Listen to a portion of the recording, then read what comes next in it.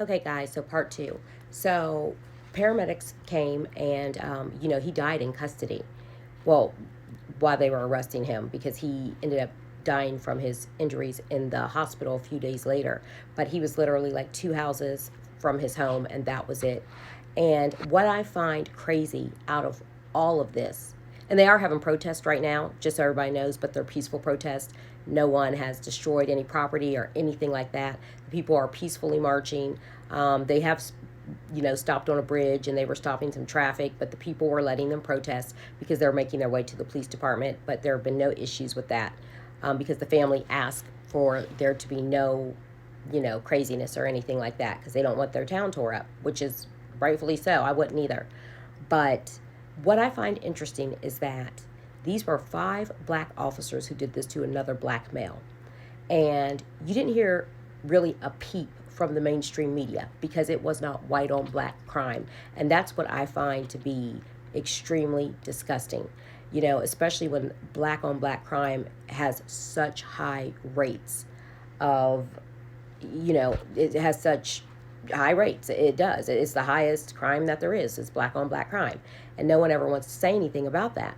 And I think it's a shame that, these cops did this and it's police brutality. But the media doesn't even cover it to show these kind of people because, look, police brutality happens on both sides of the aisle, black people, white people, whatever, it does.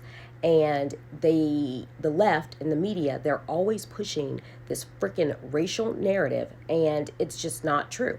You got bad apples everywhere. That's just the way it is. That's life. You're going to have bad actors. And these guys were bad actors. They were savages. They were animals. What they did to that boy was horrible and sad. I mean, it was unnecessary. There was no justification for it at all.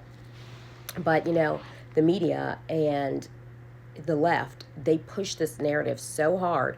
And, it's just, it's crazy. And then they don't even give it any attention just because it doesn't fit their narrative. And, maybe if they covered stories like this kind of thing would not happen because the camera that have been installed in the neighborhood to prevent crime is what caught these cops doing this to this poor guy. Okay? It's ridiculous. They were called the Scorpion Unit, and the community is calling for them to be disbanded and completely taken apart, the whole unit, because they have had complaints. And now a lot of people are coming forward about how they misuse their power. So I would just say pray for the family. And, this is why the media is no good. And, I blame them too. So I'll be back.